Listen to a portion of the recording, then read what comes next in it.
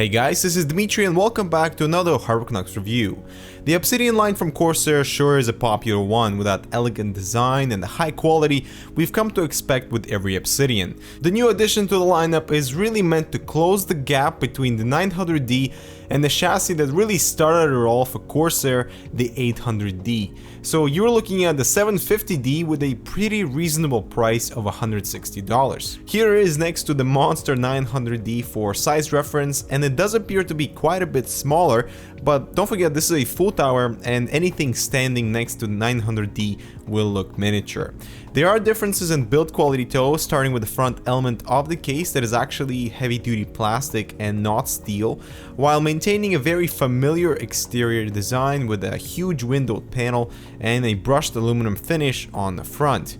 Removing the front panel, it is plastic with just tiny sheet of aluminum as the front plate, and we do get access to the removable dust filter, very convenient for the case. The 750D also comes equipped with two 140mm fans with an open style frame for appropriate airflow penetration. I am however concerned of the limiting spacing between the fans and the front panel, as it is quite small and it will definitely choke the fans. Also, another disappointing find was that our model arrived with a broken hinge that secures the front panel. It just wouldn't hold the panel on one side, and while the mechanism have proven to be sturdy and very convenient, it does showcase its potential downfall and the front of the case no longer looks uniform.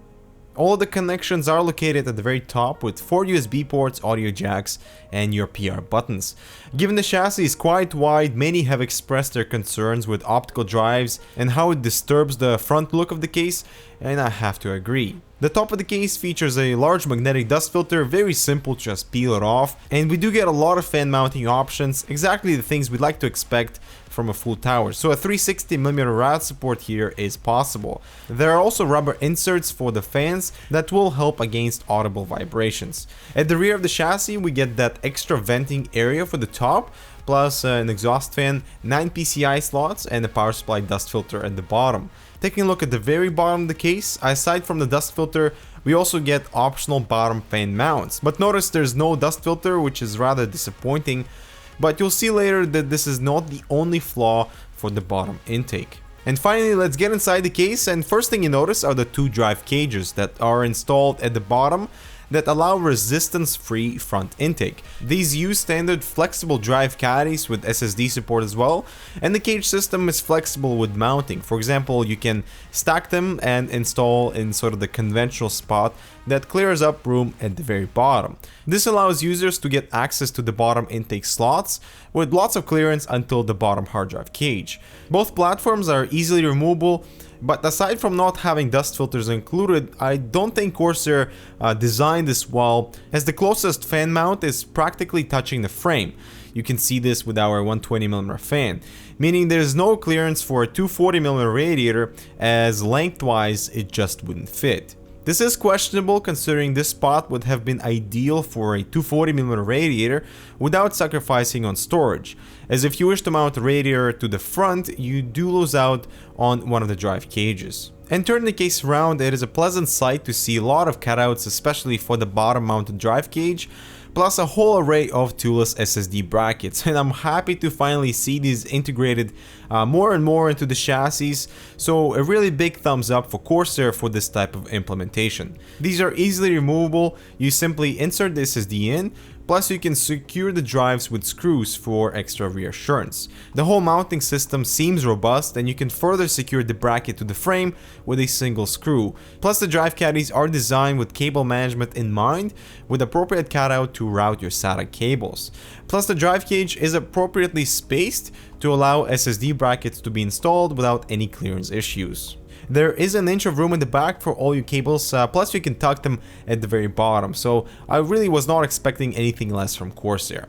And starting with the assembly, I noticed that one of the bottom rubber grommets was almost completely blocked by the power supply. This isn't a big deal, but it wouldn't have hurt to have them slightly more forward, And mounting in our ATX motherboard, you can see the chassis is designed with larger boards in mind, and it does support eATX and XL ATX motherboards. Of course, with water cooling in mind, we get almost 10 centimeters of clearance at the top until the memory modules, so fitting in a top rad certainly won't be an issue, especially since the top portion of the internals is slightly wider to provide better compatibility. Starting with cable management, the 750D feels very roomy and certainly fits any GPU in the market, as there's over 13 inches of clearance until the drive cage. And flipping the case around, cables are well spaced and secured properly, and every time I've worked with the Corsair chassis, it's always been without hassle. They've sure got their formula right and they're sticking to it. However, there are a few instances where you might run into trouble. One of them if you're using larger boards like eATX or XL ATX, as rubber grommets only extend to a certain spot and might be fully covered by the motherboard.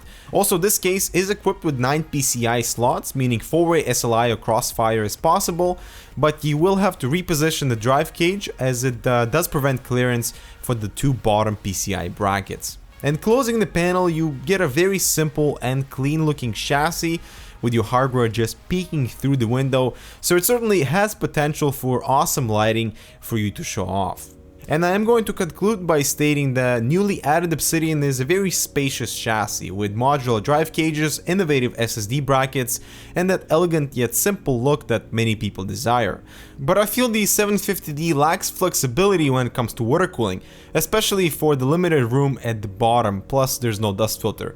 We also have a kind of a destructive look if you need to install any optical drives or anything else in there, and the broken front panel hinge is certainly not leaving a good taste for that $160 price. Of course, the broken hinge is coincidental, but also shows that Corsair needs to step up their game with quality control. Overall, I think the 750D has a place within the Obsidian lineup. It's basically an enlarged 350D, and people have been asking for an ATX version of that chassis, but I was hoping for better integration of water cooling in the bottom, so I cannot give the 750D an award just yet because of its pitfalls. But let us know what you think of this new Obsidian in the comments below, and as always, thanks for watching, and we'll see you in the next review.